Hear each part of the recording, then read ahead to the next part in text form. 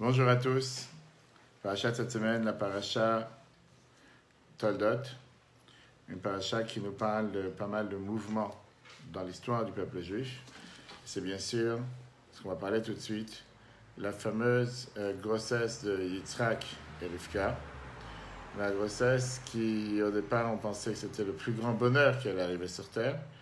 Et après, on va voir qu'est-ce qui est avéré être devenu le pire calvaire pour des parents. En termes d'enfants, quel type d'enfant est né? Et on sait très bien que Yitzhak et Rivka n'ont pas eu seulement un bon enfant, ils ont eu deux enfants. Un enfant qui s'appelait Yaakov et le deuxième enfant qui s'appelait Esav.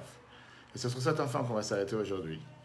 Parce que la question du cours, justement, est-ce que des parents sont coupables du fait d'avoir un enfant qui a mal tourné? Qu'est-ce que ça veut dire un enfant qui a mal tourné? Comme dans cette histoire, justement, l'histoire de Yaakov et Esav. On sait très bien qu'il y a un enfant qui est le futur patriarche du peuple juif.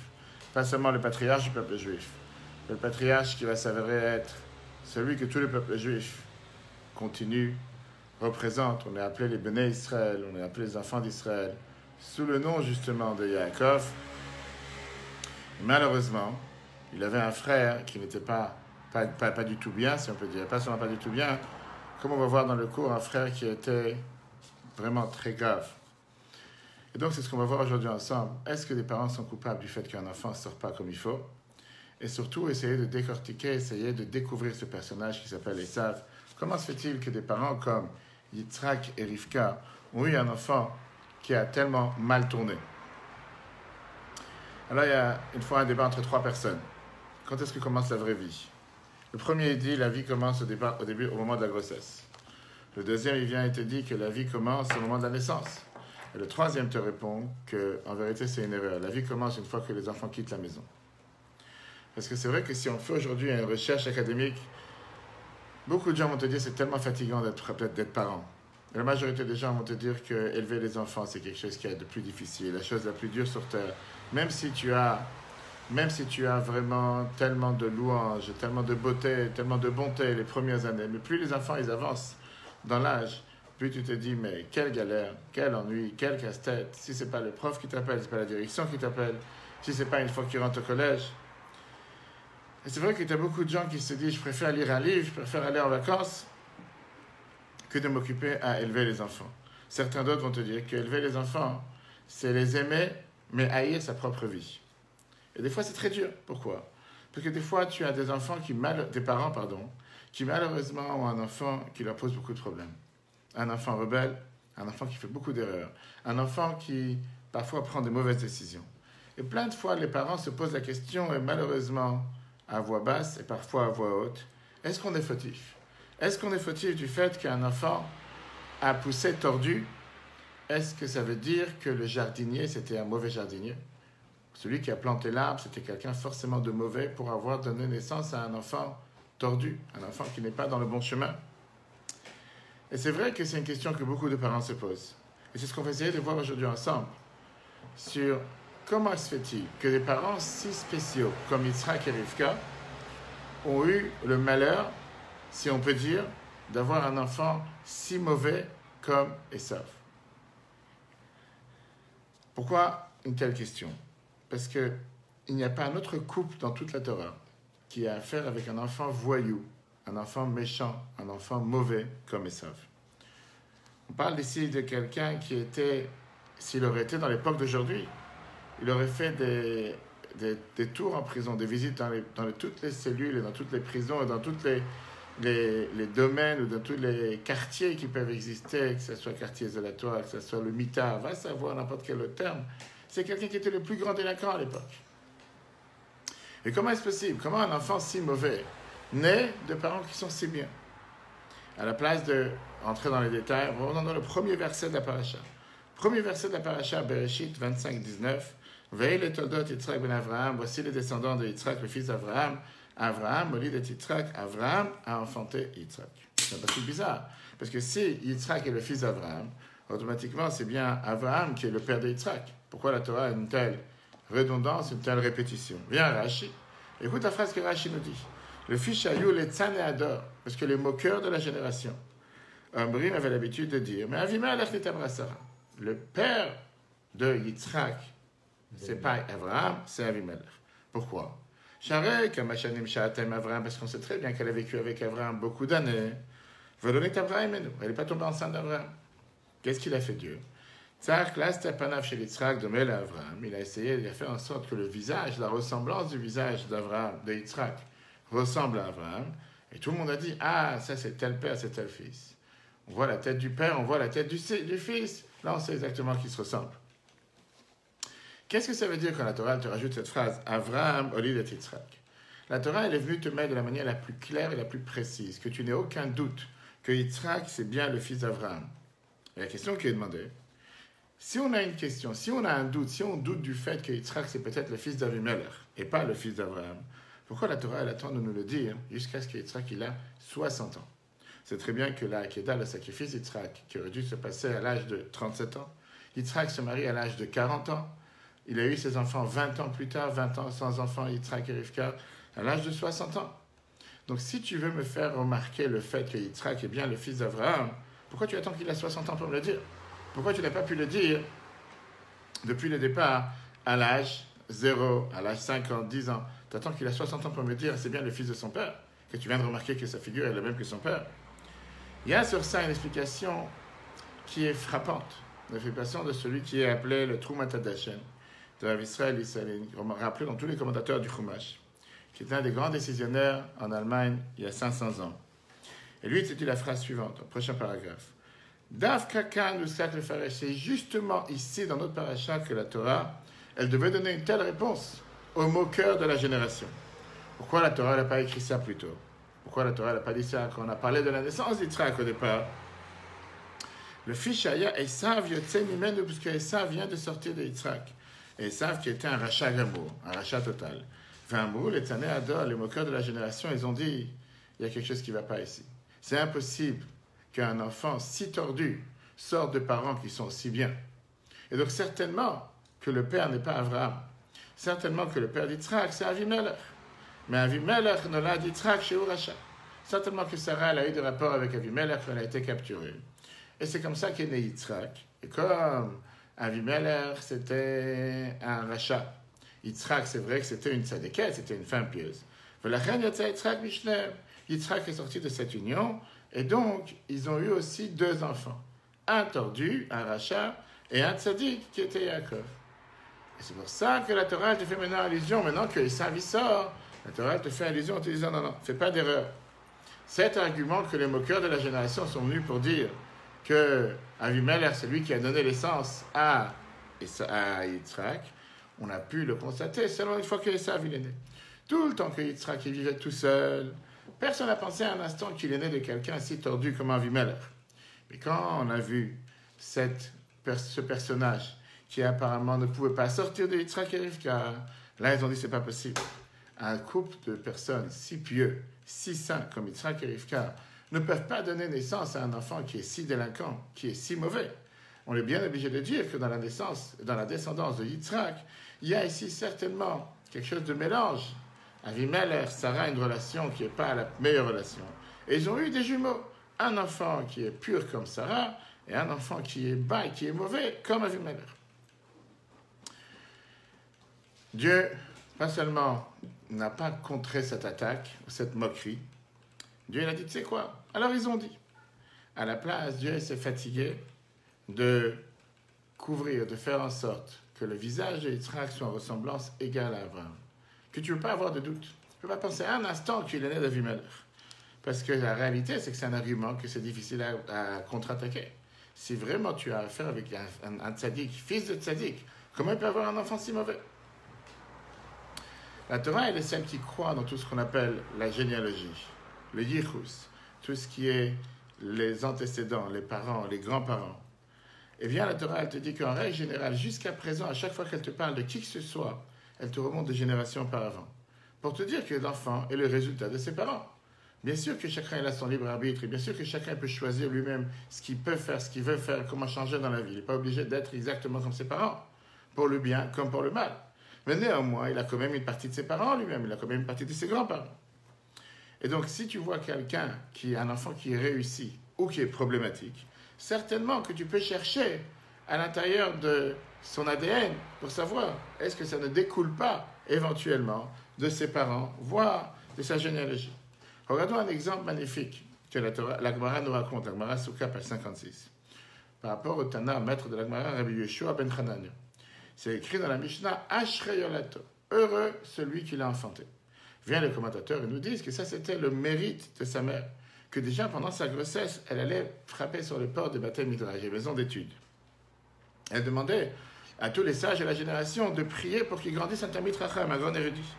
Une fois qu'il est né, elle a pris son berceau, elle l'a mis dans la synagogue pour qu'il écoute les paroles de la Torah toute la journée. Et ça? Non, Rabbi Yeshua ben Hanania. Donc on voit que la Gemara te montre comme quoi il y a des parents qui déjà avant la naissance de leurs enfants, ils ont tout fait pour mériter avoir des enfants tzaddik, des enfants pieux. Et effectivement, ils ont reçu ces enfants pieux. Et là, c'est passé avec Rabbi Yeshua ben Hanania. Regarde le côté inverse. La Gemara Souka te raconte avec cette fameuse personnage, on a parlé d'elle plusieurs fois, Miriam Bat Bilga. Miriam Bat Bilga qui s'est convertie, qui est devenue grecque et qui s'est mariée avec Stratiot, qui était parmi les rois de Grecs à l'époque. Quand les Grecs sont entrés dans le Saint des Saints, une fois qu'ils ont détruit le temple, elle tapait avec sa chaussure sur l'autel en disant « Lucus, lucus, lou, lou ». Jusqu'à quand tu vas terminer, jusqu'à quand tu vas détruire, tu vas utiliser l'argent du peuple juif, en prenant l'argent quand ils amènent des sacrifices. Et quand il faut les aider, tu n'es pas là pour les aider.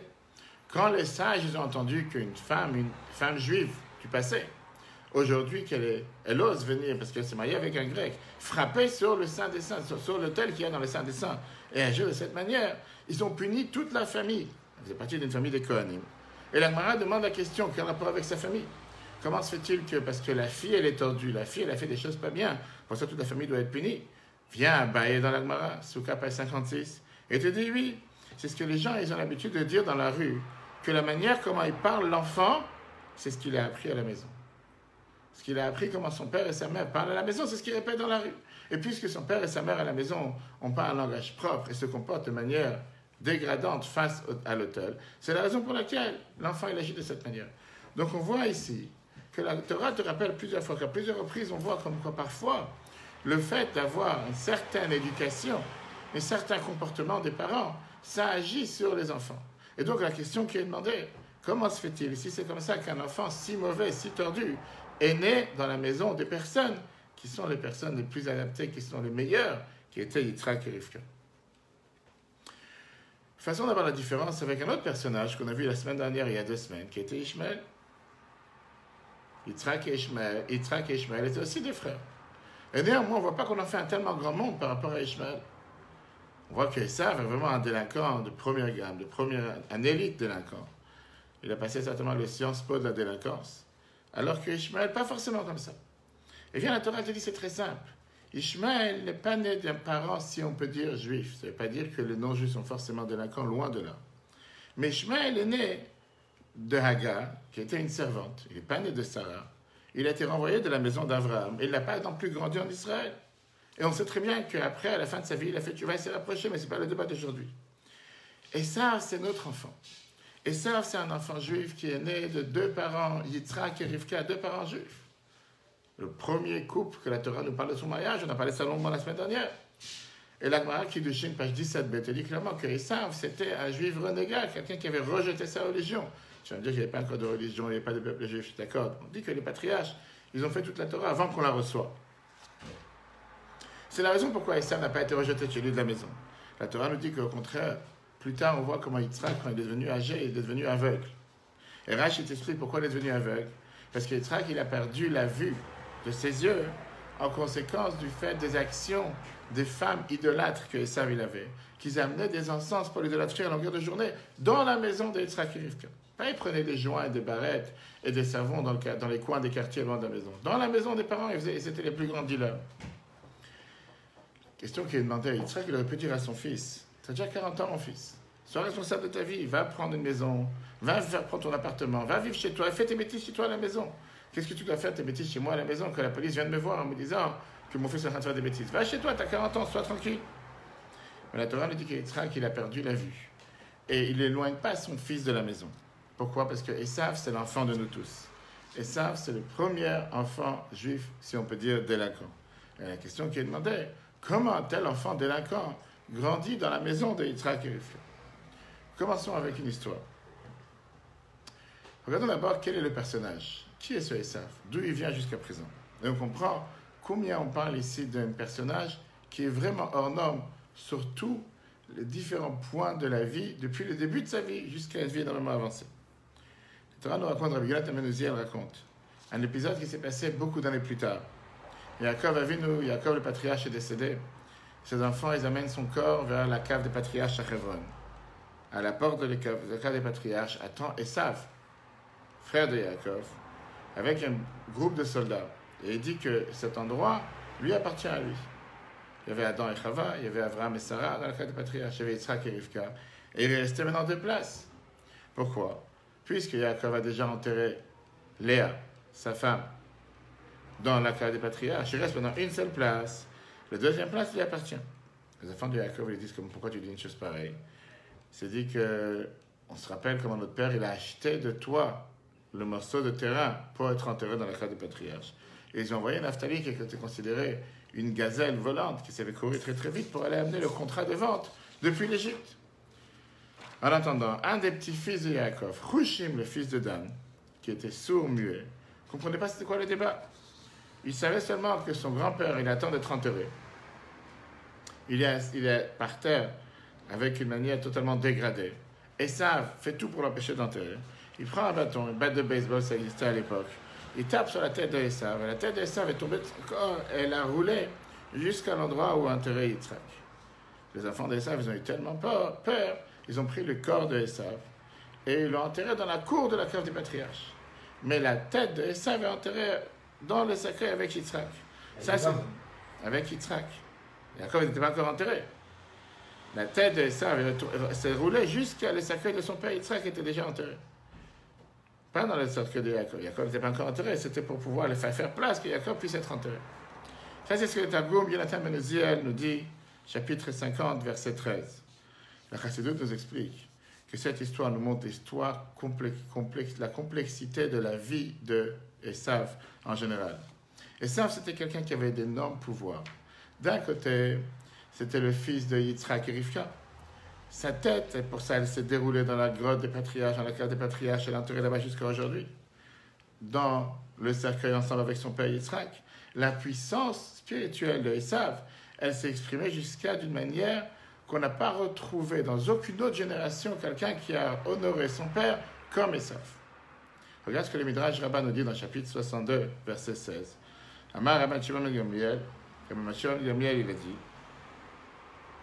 Kol yamai haïti meshamesh et abbas. Toute ma vie, j'ai servi mon père. Veloshimashti oto, mais je ne l'ai pas servi comme echan mimea, comme 1/100 mima sheshimiach Esav et aviv, de comment Esav a servi son père. Beshash haïti meshamesh et abedikam, moi j'ai servi mon père. Haïti meshamsho bebegadim eloch lachlim, j'avais des habits sales. Ou beshash haïti yatzel aderech, quand je sortais dans la route. Haïti yatzel bebegadim nekim, et je mettais les habits propres. Aval Esav, mais Esav, Beshash, Haya Meshamesh et Aviv, quand il servait son père, Lo Haya Meshamsho, Eila Bibgadim Malchut. Il servait son père avec des habits de roi. Amar, il a dit, En Vodo Shelaba, Liot Beshamsho, Eila Bibgadim Malchut. C'est tout à fait normal que j'honore mon père, que je sers mon père avec des habits de royauté. À quoi la Torah fait allusion? À ce qui s'est passé plus tard. Quand Yaakov est venu prendre les bénédictions de son père, Rivka, elle a habillé avec des habits, on dit les habits de Esav. Le Midrash nous explique qu'on parlait ici d'une paire d'habits, un costume très spécial. C'était les fameux habits en figue que Dieu avait cousus pour Adam et Chava, Adam et Ève, quand ils étaient au Gan Eden, après la faute. Ces habits sont passés de génération en génération jusqu'à ce qu'ils soient arrivés dans les mains du roi Nimrod. Lui, il avait l'habitude de s'habiller avec ses habits quand il allait à la chasse. Et la sainteté de cet habit faisait tomber les animaux devant lui. Il n'avait même pas besoin de les capturer ni de les chasser. Et ça, il a décidé de tirer une flèche dans Nimrod, de tuer Nimrod. Il a déshabillé de ces habits-là. Il a pris ces habits et il s'est senti tellement élevé, tellement honoré d'avoir des habits de si haut niveau spirituel. Mais il s'est dit, c'est dommage d'utiliser ces habits pour aller chasser. Il faut mieux utiliser ces habits pour l'honneur de mon père. Chaque soir, il avait l'habitude de préparer un repas pour son père âgé. Il mettait ses habits de Esav particuliers qui étaient considérés des habits du Gan Eden. Ça, c'était un côté de la personnalité de Esav, mais de l'autre côté, aussi puissant était sa puissance spirituelle il était aussi une descente, qui était une descente dans les niveaux les plus bas matériels. Esav, il avait un corps qui était tellement pris par l'emprise de tous les plaisirs et les désirs du monde matériel. C'est pour ça que son corps a été enterré en dehors de la cave des patriarches. Parce qu'il était trop bas pour entrer dans l'endroit de sainteté de la cave des patriarches, où se trouvent tous les plus hauts du peuple juif. Regardons comment la Torah elle-même nous décrit les deux extrêmes du niveau le plus bas de Esav. D'un côté, dans Bereshit, parachat cette semaine, chapitre 25, verset 22, on te dit « Va être rotetsu abanim bekirba » les enfants se battaient à l'intérieur dans les entrailles de Rivka. Vatomer, Rivka se disait, quand elle a eu ses deux jumeaux dans le ventre, la phrase qu'elle nous dit « Imken lamazé anochi » Pourquoi? À quoi ça sert toute cette vie? Elle est partie demander à Dieu ce qui se passe. Maintenant, le rabbi te demande la question. Imagine-toi quelqu'un qui n'a pas eu d'enfant depuis sa naissance. Stérile. 20 ans, il n'a pas d'enfant. Une fois qu'il a des enfants, après 20 ans d'attente, le miracle se passe. Rivka tombe enceinte. Et dès qu'elle entend un peu de mouvement dans le ventre, à la place d'être tellement émerveillée de ce qui se passe, qu'est-ce qu'elle dit? Avec désespérance, là, Mazaneur, qu'est-ce que j'ai besoin de subir une telle sorte? Qu'est-ce que tu pensais qu'avoir des enfants, c'est quoi? C'est juste qu'il y a un miracle qui va se passer, qu'en un instant, tu as un enfant. Bien sûr qu'il faut passer par 9 mois de grossesse. Vient le Ramban, supporter de vivre. Elle se dit, ça ne sert à rien de vivre avec une telle situation. Il vaut mieux mourir que de rester en vie. Ça, c'est l'histoire de Rivka. La question, c'est une question qui dérange. Comment on peut dire une telle chose? Comment on peut dire quelqu'un qui attend un enfant pendant 20 ans et qui finalement il mérite d'avoir des enfants dès qu'il y a un souci dans le ventre, parce que les enfants bougent, ce qui est tout à fait normal, et ça montre que les enfants sont en bonne santé. Tout d'un coup, on dit, je préfère mourir. Ça veut dire quoi? Tu ne voulais pas avoir d'enfants? Elle a prié pour avoir ses enfants. Deuxièmement, la question qui dérange le plus, si jamais tu as un problème de grossesse, va voir un docteur, qu'est-ce que tu vas voir le bon Dieu? Qu'est-ce que tu vas voir l'Hydroche et Hachem? Qu'est-ce que tu vas demander à Dieu? Tu vas aller voir dans les synagogues, il est parti voir le tzaddik de la génération à l'époque, Shem, le fils de Noach, pour savoir qu'est-ce qui se passe avec ses enfants. Tu as un problème avec tes enfants, tu as un problème avec la grossesse, va parler à un docteur. Regarde ce que Rashi nous dit. Qu'est-ce qui s'est passé dans son ventre? Et ce verset nous demande de réfléchir. Pourquoi on lui demande de réfléchir? Juste ici. Satan, qu'est-ce que ça veut dire va être rotsatsu que ses enfants se bagarraient dans son ventre? Vekatav, imken, lamazé anochi, le verset te dit, elle se dit, si c'est comme ça, qu'est-ce que je fais ici? Raboteur, Nachou, Lachon Ritza, les Chachamim nous ont dit, on parle ici de courir. Shaita, ouvert et apitre Torah, Shachem Ve'ever. Quand elle passait devant les institutions de Torah, les yeshivot, les écoles, maisons d'études de Shem et Ever, Yaakov, Rat, tu me fais qu'est-ce que Yaakov dans le ventre, le futur Yaakov, il tape à la porte, il veut sortir. Shaita, ouvert et apitre Ovdei Lilim. Quand elle passait devant la porte de ceux qui étaient idolâtres, Esav me fait qu'est-ce que c'est Esav qui veut sortir. Comme j'allais te dire, dans le film Le plus grand cauchemar de grossesse, on n'a jamais entendu parler que des enfants qui ne sont même pas encore nés. Ils savent déjà où il veut courir, qu'est-ce qu'il veut aller, quel film il veut regarder ou quelle étude il veut l'entendre. C'est-à-dire qu'on parle ici que Rivka, elle fait grandir ici des personnes qui sont vraiment bizarres. On parle ici d'un fœtus qui n'est pas encore né, qui n'est pas encore arrivé sur la planète et qui a déjà une soif, il a déjà une envie de vouloir aller vers l'idolâtrie. C'est quelque chose qui est tellement contre l'ordre, comment Dieu a mis les choses sur terre. La Gemara fait tout un débat pour te dire quand est-ce que le mauvais penchant rentre dans l'homme. Et la Gemara, elle arrive à la conclusion que le mauvais penchant rentre dans l'homme une fois que la personne elle est née. Ça veut dire que pas seulement qu'il n'y a pas de mauvais penchant pendant la grossesse, mais on te dit qu'en plus que ça, il y a un ange qui vient et qui apprend la Torah à chaque enfant quand il est dans le ventre de sa mère. Et là, tu vois que Esav, il n'est pas encore né, et il a déjà une attirance vers les choses les plus pires sur terre. Regarde ce que la Gemara Sanhedrin, page 91a, nous dit. Amar Antoninus le Rabbi, Antoninus a dit à Rabbi. Mais maintenant, Yetzer Hara Sholet Ba'adam, à partir de quand le Yetzer Hara, le mauvais penchant, règne chez l'humain? Amar le lui a dit. Mishat Yetzira, à partir de la création de l'enfant. Amar Antoninus lui a dit. Imken, Boed Bimei Move Yetzer. Si c'est comme ça, s'il a vraiment un tel mauvais penchant depuis la naissance, il a dû frapper dans le ventre de sa mère et sortir. Il a dû faire du mal à sa mère. Et là, la Gemara te répond, non, il n'est pas né depuis la fabrication, la conception. Et la Misha Yetzia, seulement une fois que l'enfant il sort du ventre de sa mère, c'est là que le mauvais penchant arrive et il est né. Amar Rabbi, il a dit, maintenant j'apprends avec ce que le verset nous dit, le Petach Chatad Rovet. Qu'est-ce que ça veut dire le Petach Chatad Rovet? Parce qu'à la porte de la faute, il court. Imken Yitzhak Verivka Tzadikim.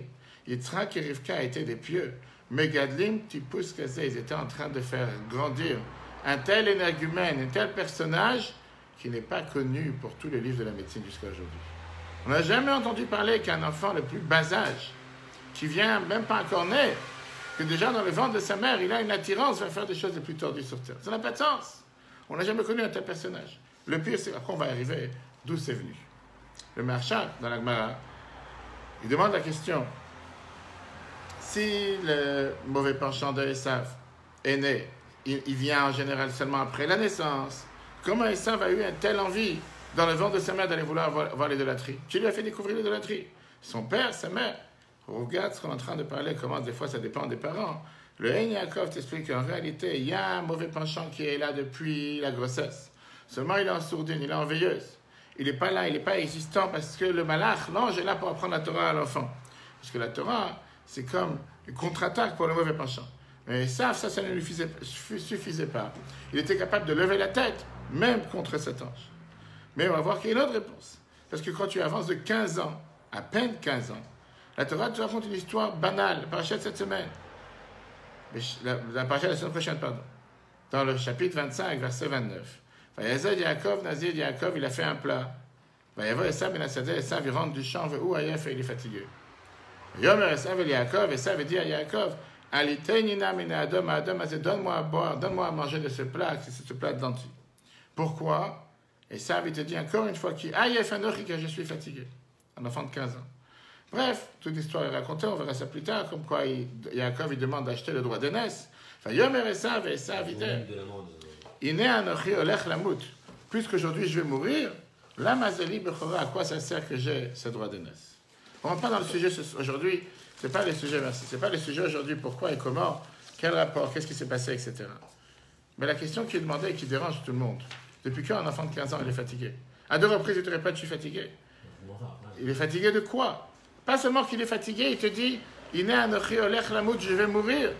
À 15 ans, tu penses déjà à la mort. Qu'est-ce qui s'est passé qu'il va mourir? Comment un enfant de 15 ans, il est suicidaire? Et ça n'était pas un enfant malade. C'était un enfant qui était fort. C'est un enfant qui sortait chaque jour faire de la chasse. Il y a une seule raison que personne parle de la mort à 15 ans. Quand il a déjà rencontré la mort. Et ça, ce jour-là, c'était le premier meurtre de sa vie qu'il avait déjà fait. À cet âge-là, il avait envoyé une flèche dans le cœur de Nimrod, comme on l'a dit tout à l'heure, pour lui voler ses fameux habits. Les fameux habits qu'il avait eu Nimrod. Et c'est pour ça que quand il rentre à la maison, il se sent fatigué. Il se sent fatigué de quoi? Rashi te dit, Ayef miretzicha, fatigué de la mort, de la tuerie. Il a déjà tué une personne et c'est pour ça qu'il est fatigué. Ça veut dire que c'était un sentiment de vide, un sentiment de quelqu'un qui a été totalement usé, un sentiment de quelqu'un qui s'est dit, je suis arrivé au comble, j'ai déjà réussi à tuer quelqu'un à l'âge de 15 ans, je n'ai plus aucun sens pourquoi vivre sur terre, je suis déjà considéré mort, je suis déjà fatigué. Avec ça, les Mefarshim, les commentateurs viennent nous expliquer, c'est la raison pour laquelle Yaakov, il a cherché à acheter le droit d'aînesse de Esav. Parce que la question qui est demandée, comment Yaakov il peut utiliser un moment de faiblesse chez Esav, le moment dans lequel il arrive et il est fatigué, et il veut simplement manger, pour lui voler, si on peut dire, son droit d'aînesse. Et d'abord, qu'est-ce que ça veut dire acheter le droit d'aînesse? Ou tu es né, premier-né, ou tu n'es pas premier-né, ça veut dire acheter son droit d'aînesse. Ça n'existe pas une chose pareille. La Torah te dit, on ne parle pas ici de droit en tout ce qui était en termes d'argent, de droits matériels, comme la Torah dit plus tard, une fois qu'on a reçu la Torah, que le Bechor reçoit une double part, etc. Mais là, on parle des mérites spirituels, puisqu'on sait que plus tard, le premier-né, c'était celui qui devait gérer le service de Dieu dans le temple. Et puisque Yaakov, il a vu que Esav, il avait du sang sur ses mains, il s'est dit, il faut absolument que j'enlève son droit d'aînesse. Pourquoi? Parce que je n'ai pas envie que ses descendants vont être des serviteurs du temple chez Dieu, d'avoir eu un parent ou un grand-parent qui était un tueur. Et d'ailleurs, la halakha te dit qu'un Kohen qui a tué quelqu'un n'a pas le droit de bénir le peuple juif. C'est la raison pour laquelle Yaakov a voulu enlever le droit d'aînesse de Esav. Et donc, une fois qu'on a toute cette image d'avoir un délinquant de premier niveau, quelqu'un qui aujourd'hui ne leur fait pas des longues peines, il leur fait des peines à vie en prison, revient à la question qu'on a demandé depuis tout à l'heure. Comment un tel enfant peut grandir et naître chez des parents Yitzhak et Rivka? Alors d'abord, une réponse intéressante. On peut te dire que Esav ressemblait énormément à son oncle. Ressemblait énormément à son oncle qui était Lavan, le frère de sa mère, le frère de Rivka. Et le rabbi nous dit dans la sikha, dans le discours, juste imaginer. À tel point qu'il était plus mauvais que qu'est-ce qu'on peut s'imaginer, que déjà dans le ventre de sa mère, il va aller faire l'idolâtrie. D'où il a reçu une telle méchanceté, même de son oncle, il n'aurait pas pu le recevoir.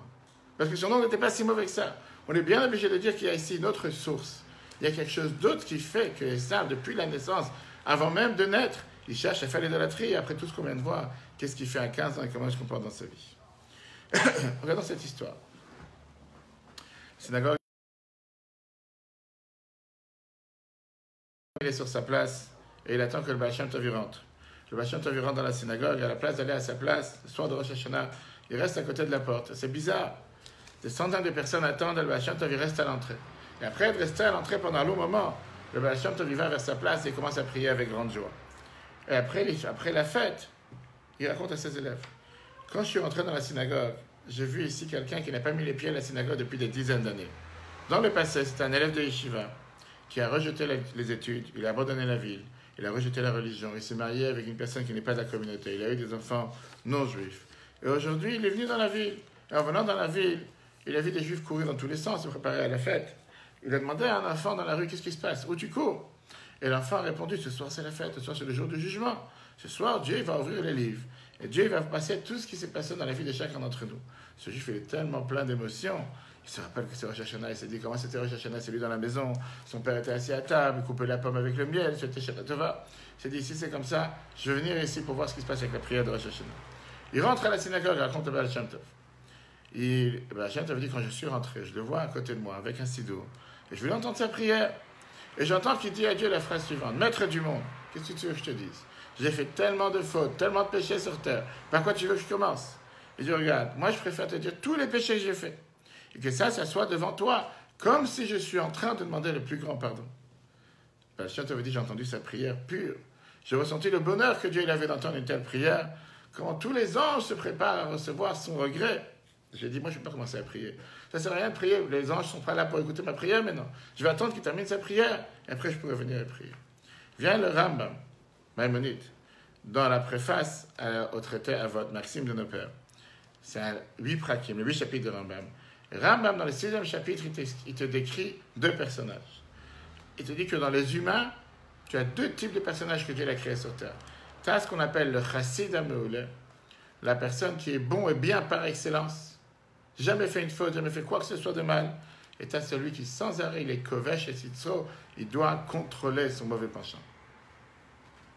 On peut revoir dans le replay sur l'application eTorah, le cours d'hier, qui parlait du même sujet sur le Benoni, Tania chapitre 12, 2e paragraphe. On a vu il y a longuement sur exactement ce même personnage qui est l'intermédiaire, qui sans arrêt doit se contrôler. Et pas facile, parfois une guerre journalière. Dans l'application eTorah, on peut la revoir.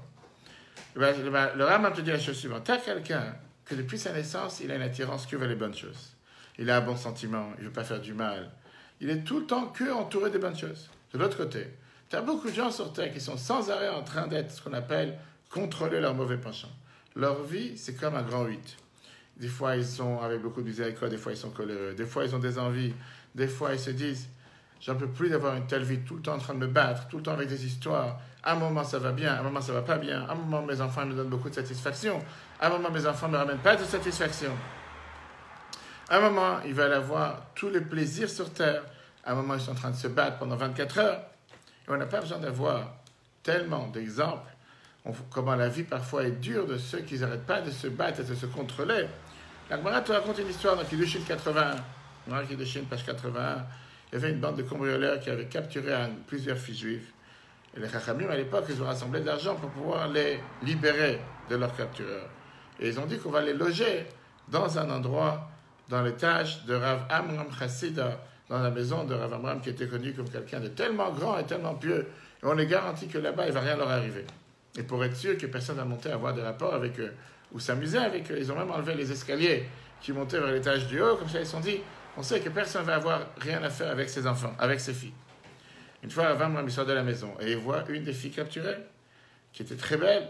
Son mauvais penchant s'est réveillé jusqu'à ce qu'il a décidé d'aller rechercher les marches qu'on avait enlevées pour monter en haut.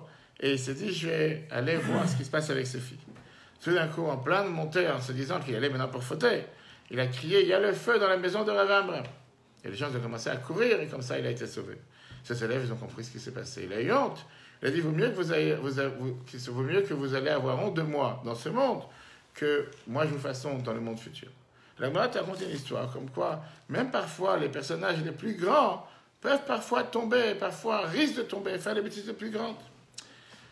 Tout ce qu'on appelle cette guerre du mauvais penchant, c'est une guerre qui est tellement fatigante parce qu'elle ne se termine jamais. C'est pour ça que la Mishnah te dit, Eizeo Gibor, qui est considéré celui qui est fort, un Kovesh et Titzro, celui qui réussit à combattre son mauvais penchant. Pourquoi la Mishnah te dit, vaut mieux parfois réussir à combattre son mauvais penchant que conquérir une ville. Tu peux faire la guerre avec une ville, tu as conquéri la ville, c'est fini l'histoire. Ton mauvais penchant, il est là, H24, 7 jours sur 7, il te lâche jamais, et parfois dans les moments les plus difficiles, où tu ne penses pas un instant qu'il va venir t'abattre, c'est là qu'il va te donner les forces. Pourquoi il y a un mauvais penchant plus que d'accord. On va y arriver une seconde, tout de suite on va y arriver. Le rabbin de Bechaye, de Chovat Alvavot, il te dit que des fois il te donne l'exemple avec quelqu'un qui revient de la guerre et qui a gagné la guerre. Vient le chef de guerre et lui dit, maintenant que tu as gagné la petite guerre, commence maintenant la grande guerre. D'où on a la force de pouvoir se battre avec une telle guerre. Qui est le modèle pour pouvoir nous donner le courage de se battre avec cette guerre? Vient le rabbi et te dit, le modèle, c'était le destin d'Esav. Le plan divin était que Esav soit ce modèle qui nous montre comment on peut parfois tomber et parfois se relever. Toutes les forces qu'un juif a viennent des patriarches. Patriarches qui étaient les fondateurs du peuple juif. Mais les patriarches ne pouvaient pas nous donner la force comment se battre contre le mauvais penchant. Parce qu'eux, ils n'avaient pas d'envie et d'attirance vers le mauvais penchant. Puisqu'ils étaient ce qu'on appelle les personnes parfaites. Ils ne se sont jamais battus avec ce qui est la colère, les envies, ce qui est la jalousie. Ça, c'était la mission de Esav sur terre. Lui, il était celui qui devait être la personne qui nous montre qu'est-ce que ça veut dire que Kovesh et Titzro combattent son mauvais penchant. Malheureusement, Esav a fauté.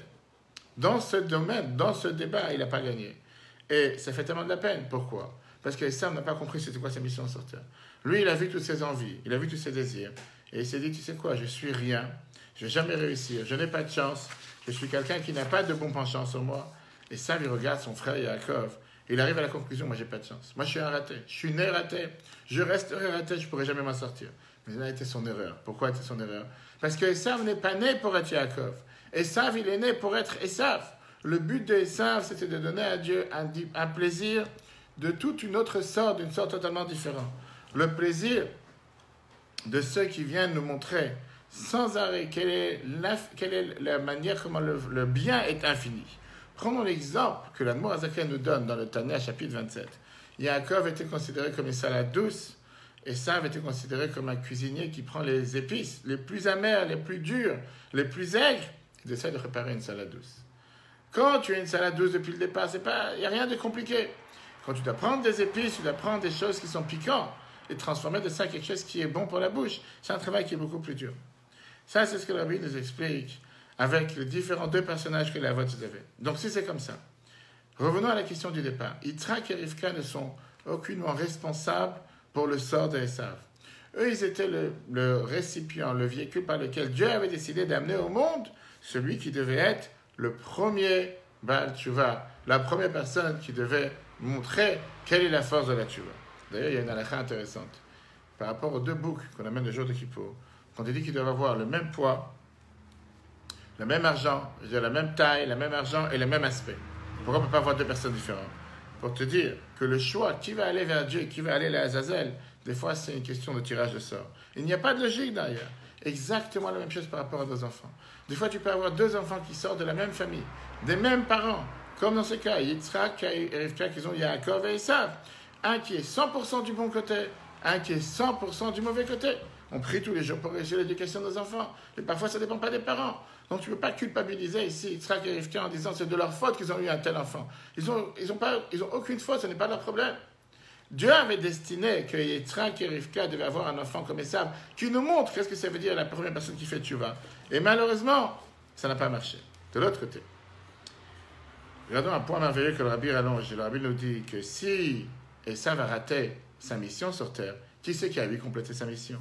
D'où le peuple juif alors a eu la chance et la possibilité d'apprendre et de savoir qu'est-ce que ça veut dire faire tchouva. Écoutons ce qui s'est passé avec la deuxième moitié de Esav. La femme qui aurait dû être sa femme. Le Midrash nous dit que Lavan et Rivka ont fait entre eux un contrat de fiançailles, un contrat de mariage. La grande pour le grand, la petite pour le petit. Esav devait se marier avec Léa, la grande. Yaakov devait se marier avec Rachel, qui était la jeune. Quel lien il y avait entre Esav, qui est un rachat, et Léa qui est une tzadéket. Regarde, la Chassidut explique que Léa, elle avait toutes ces capacités de qu'est-ce que ça veut dire faire tchouva. Elle avait à l'intérieur d'elle-même cette possibilité de pouvoir bouleverser le monde, de pouvoir transformer le monde. Et c'est pour ça que la Torah, quand elle nous parle de Léa, elle nous dit que Léa n'arrêtait pas de pleurer. La Gemara explique que Léa pleurait sur son sort, parce qu'elle ne voulait absolument pas se marier avec quelqu'un comme Esav. Elle priait à Dieu qu'elle mérite de se marier avec Yaakov. Mais la base divine, la base fondamentale de Léa, elle n'acceptait pas le sort tel qu'il est. Elle savait que Dieu crée des problèmes pour qu'on les répare. Et si tu remarques, la suite de la généalogie, tu vois comment les enfants de Léa, c'est eux qui ont amené la possibilité de faire tchouva sur terre. D'abord Réhouven. Réhouven est le premier qui a fait tchouva. Plus que ça, Yehuda. Yehuda qui a fait tchouva, on se rappelle avec l'histoire avec Tamar. Après ce qui s'est passé avec Tamar, que tout le monde a dit qu'elle a été une femme qui était une prostituée, qui a eu des rapports avec une prostituée sur terre. On l'a amené devant Yehuda, qui était le rave de la ville, qui était condamné à disparaître sur terre, disparaître de ce monde. Tamar, elle n'a rien dit. Elle était prête à disparaître, à être punie. Quelques secondes avant qu'elle parte pour être tuée, parce que soi-disant, elle était prostituée, elle a fait passer à Yehuda un message en lui disant ces objets que j'ai appartiennent à la personne avec qui j'ai eu des rapports. Yehuda, il avait deux possibilités. Ou de se cacher et dire j'en ai rien à faire, qu'elle disparaisse, que ma gloire et mon orgueil et mon ego restent présents sur terre. Ou bien d'avouer la vérité. Il est sorti en disant les fameux deux mots elle a raison, c'est de moi qu'elle est enceinte. Et avec ça, il a sauvé de la mort. D'où vient cette force? Toute cette généalogie devient de la mère de Léa. Léa nous a appris que parfois nous ne sommes pas la personne la plus impactante sur terre, la plus intacte, la personne la plus correcte sur terre. Nous faisons partie de la catégorie des gens qui doivent sans arrêt combattre notre mauvais penchant. Yaakov, Rachel, Yosef, Binyamin, ces gens-là, tout va de manière lisse. Tout est rose, tout est beau, aucun empêchement, aucune difficulté, même si on sait très bien la difficulté qu'ils ont eue, mais différente. Notre rôle pour Léa et toute sa généalogie, c'était de régler les problèmes. Dieu ne nous demande pas d'être parfait. Dieu demande à chacun d'entre nous d'être des réparateurs. Ça, c'est ce que la Bible termine dans la paracha de cette semaine. Et ça, c'est la deuxième moitié de Esav. Que Esav était son rôle aussi au départ, mais que malheureusement, il n'a pas mis en place. Par contre, sa deuxième moitié, qui aurait dû être sa deuxième moitié, Léa, elle a su le mettre en place. Elle a donné la possibilité au monde, la force de la tchouva. Terminons avec une merveilleuse histoire. On est aujourd'hui au Rosh Chodesh Kislev. Jour important, il y a 31 ans, le Rabbi est sorti de l'attaque, crise cardiaque qu'il a eue à Shmini Atzeret, après qu'il n'a pas apparu pendant plus de 40 ans. C'est une grande joie pour le peuple juif. Et le mois de Kislev, c'est un mois avec énormément de joie en général, surtout dans le monde chassidique. Le 19 Kislev, le jour de la libération de prison du Admor Hazaken, le jour de la naissance, le jour du Baal Shem Tov, le jour de la Istalkut, du décès du Maguid. On a aussi le 9 et le 10 Kislev. Cette année, on célèbre 90 ans du mariage du Rabbi, le 14 Kislev. Le jour où le Rabbi a dit que c'est le jour qu'il a attaché avec les chassidim. Regardons cette histoire avec la différence entre le Admor Emtsaï et le Admor Emtsaï qui a parlé une fois, le fils du Admor Hazaken. Il a eu une fois un rêve bizarre. Il voit son père avec le maître de son père, le Maguid de Mezrich, et le Admor Hazaken, qui sont sur le bord du fleuve et il se prépare à traverser le fleuve. Il voit que le Maguid, il prend un morceau, une planche de bois, il traverse le fleuve, mais la planche, elle est en train de bouger, elle est bancale, en train de marcher sur le fleuve. Après ça, le Admor Hazaken, le Baal Hatanya, il prend aussi une planche. Et là, la planche, elle traverse le fleuve sans aucun problème, sans aucune difficulté. Vient le Admor Emtsaï, demande à son père, c'est quoi ce rêve bizarre que j'ai eu? Comment est-ce possible qu'un élève fasse mieux que son maître? L'Admor Hazaken, le Baal Hatanya, il a répondu, moi j'ai un mérite que mon maître n'avait pas. Le Maguid de Mezrich a créé des grands chassidim, des grands pieux. Moi j'ai créé des Baalei Tchouva, des gens qui font Tchouva. Et le plaisir que Dieu il a des gens qui font Tchouva est beaucoup plus grand que le plaisir qu'il peut avoir des grands chassidim. Ça, c'est la raison pourquoi Mashiach viendra de la tribu de Yehuda et pas de la tribu de Yosef. Parce que le but de Mashiach, c'est de donner la force à chacun d'entre nous de pouvoir réparer le mal, de pouvoir faire la Tchouva, que Dieu fasse qu'il vienne très rapidement. Ça, c'est la réponse, chers amis, à la question qu'on a demandé par rapport à notre cher Esav. Est-ce que Yitzhak et Rivka sont coupables? Le cours sera replay sur l'application eTorah, E-T-O-R-A-H, sur Google et Apple dans l'après-midi.